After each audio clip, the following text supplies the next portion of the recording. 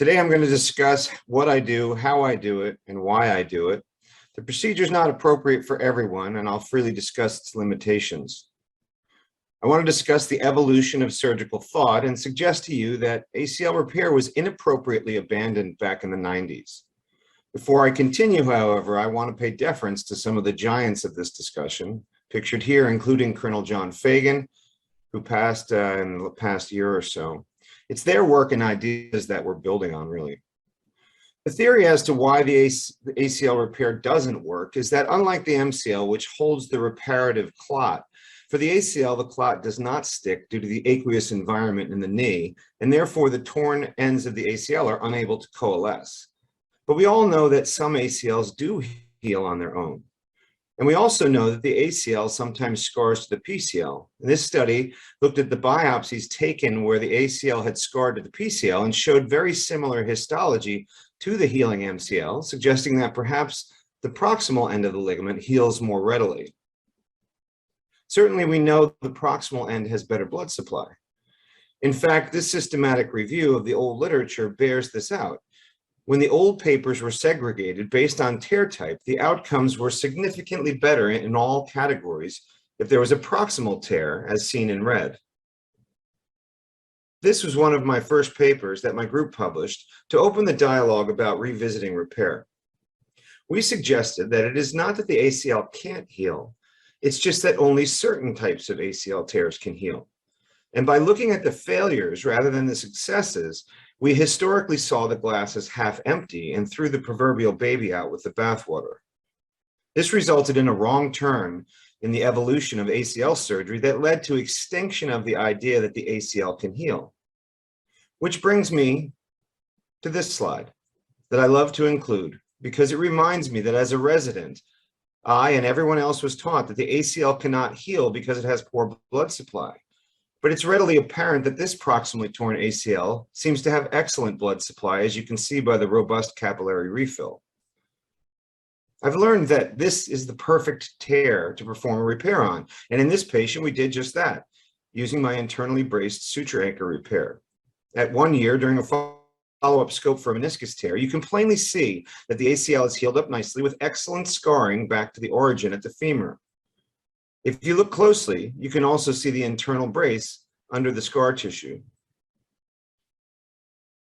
This looks like it's getting a little chunky. Sorry about that.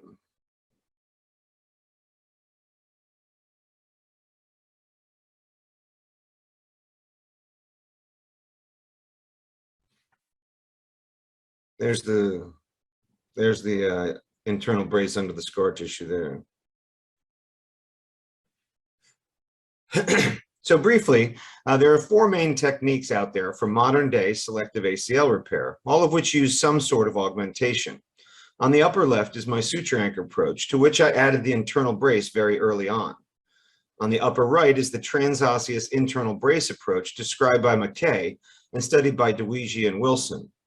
On the lower left is the dynamic intraligamentary stabilization, or ligamist technique, which anchors their augment stitch to a rather large spring that is buried in the tibia so that the system has some give.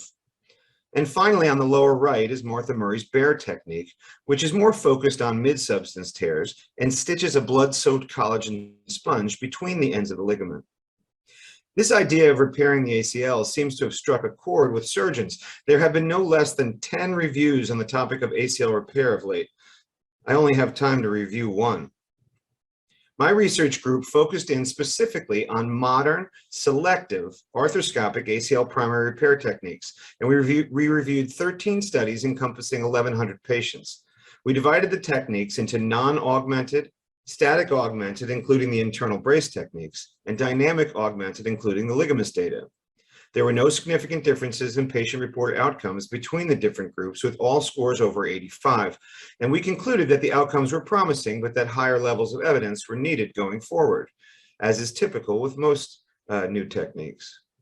Taking a closer look at the data, we can see that failure rates across all techniques averaged 11%, with no significant differences between techniques.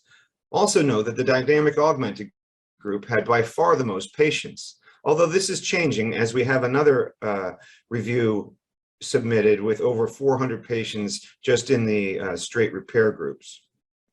But what we did notice was that there was a significant difference between techniques when we looked at reoperations and removal of hardwares. And here the ligaments technique had nearly 40% of their patients have a second operation, the majority of which was to remove the spring from the tibia. My approach I call ACL preservation. It's focused on my belief that the complete ACL tear on the right has a better chance of healing than the complete ACL tear on the left.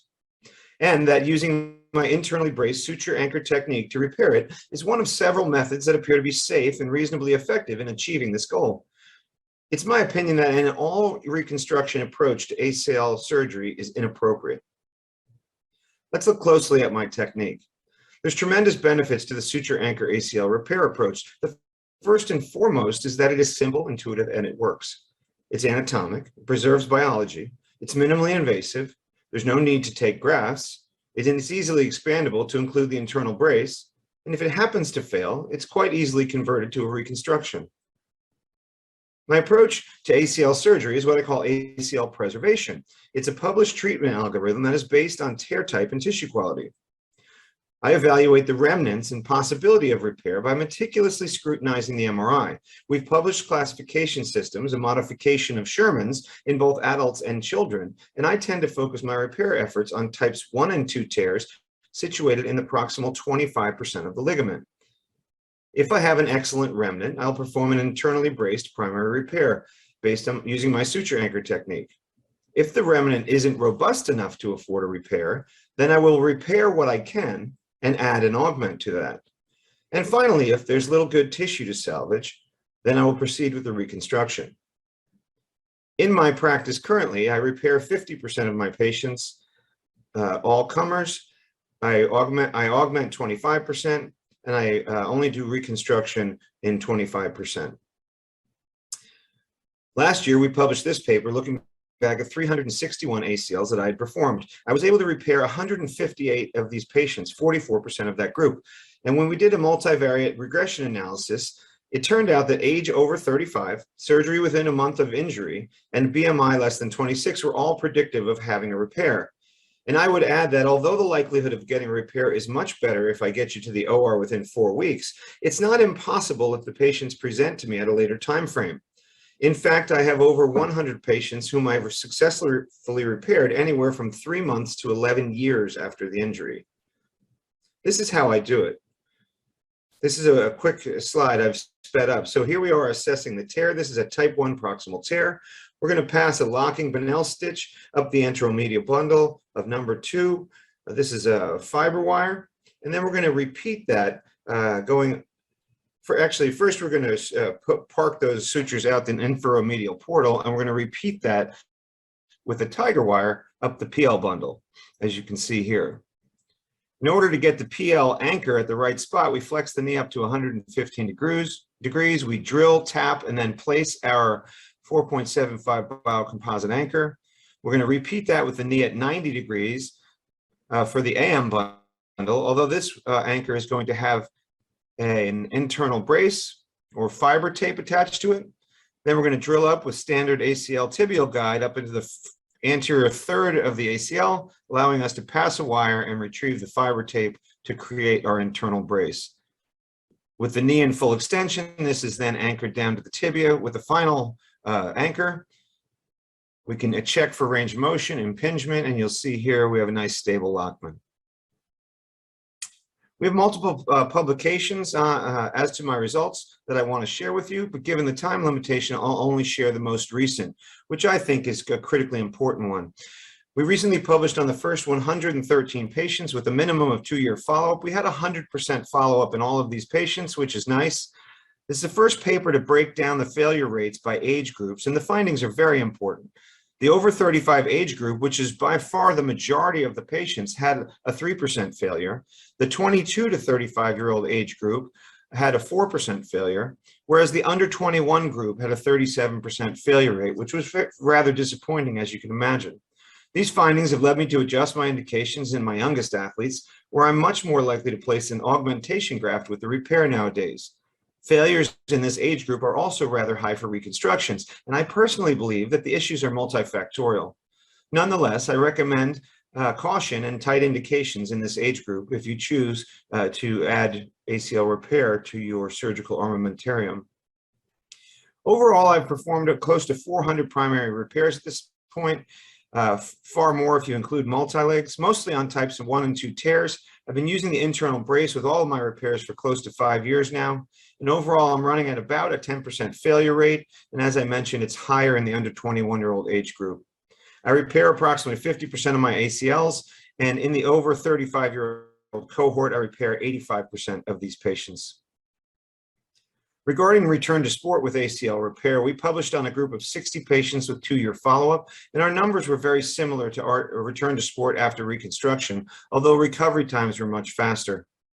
We also published on the difference in awareness of the knee between repair patients and reconstruction patients, and showed that repair patients think about their operative knee far less than reconstruction patients. It's a very accurate metric for overall satisfaction. So the goal of the research is to make other surgeons aware that certain types of ACL tears can heal with a modern approach with a significantly easier recovery, and we're trying to make things better. I think that your toolbox should be chock full of choices as to how to restore stability to the knee, including the ALL and the ramp, as previous speakers mentioned. I believe that ACL proximal tears should be looked at as low-hanging fruit on the ACL injury tree, and this is a low-risk, high-reward surgery. And lastly, I can tell you one time when you're never going to try a repair, and that's when you have a graft in your hand. And we've all taken the graft before and then looked in the knee to see what appears to be an intact ACL. And perhaps it's a proximal tear, or it's just loose, but we resect it. So one of the first things you can do if you're interested in this research is to change your workflow. Study the MRI, then scope the knee before taking the graft. This will allow you to better appreciate the patterns of tears. You can practice the technique and work up to it and go from there.